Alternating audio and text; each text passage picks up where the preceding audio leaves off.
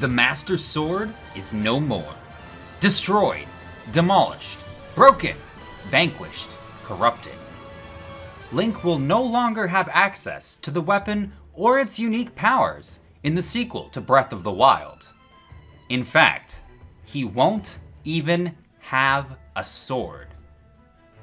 Welcome back to another episode of Kayfie's Corner, where today we will be discussing elements of the sequel to the Breath of the Wild's new story trailer, while also discussing the enormous impact this will have upon the sequel's combat and gameplay.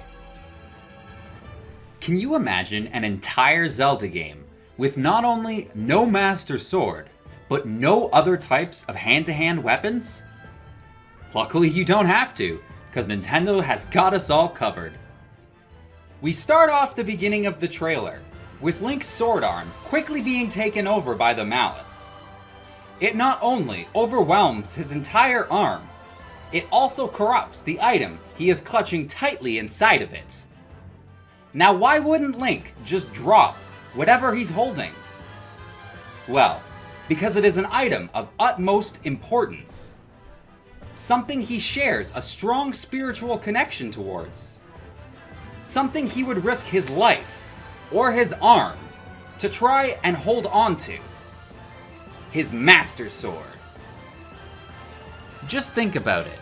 Other than the arm corruption scene, we haven't seen the Master Sword in any of the trailers at all. Odd, considering Link has a fully powered up Master Sword in both the Breath of the Wild and the Age of Calamity timelines. At least in my playthroughs. Nintendo is being intentionally cryptic about the Master Sword, which is the likely reason we don't have an actual name for the sequel yet. Or even a timeline. But this is really for the best. I mean, would you be okay with a complete confirmation of the Master Sword's destruction before we even have the game's name announced? I think not. Another amazing reveal was that of Skyloft, or at the very least, some sort of sky world.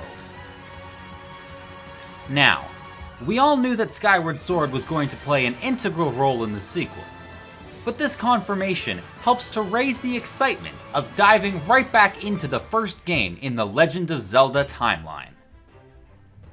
An interesting detail is that the floating cities don't always seem to be visible from the ground. Does this confirm two separate timelines in the same game? Or will Link be hopping between different dimensions and realities, akin to the way A Link to the Past and A Link Between Worlds was?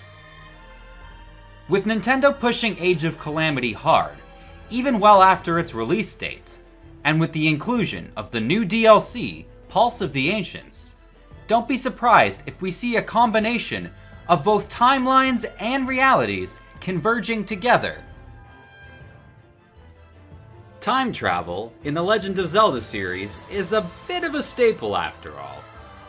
It really shouldn't surprise anyone if they decide to go all out on this converging route. Back to the Master Sword though. Without it, or a weapon, how will Link fight? Well, with magic. We see here Link using his stasis ability to reverse time, not just to stop it. It appears his corrupted arm may have got a little bit of an upgrade. And here we see Link with an attachment on said arm, using it as a flamethrower against an enemy. Yet another cool power is his ability to merge and teleport through solid objects. But notice, still no Master Sword.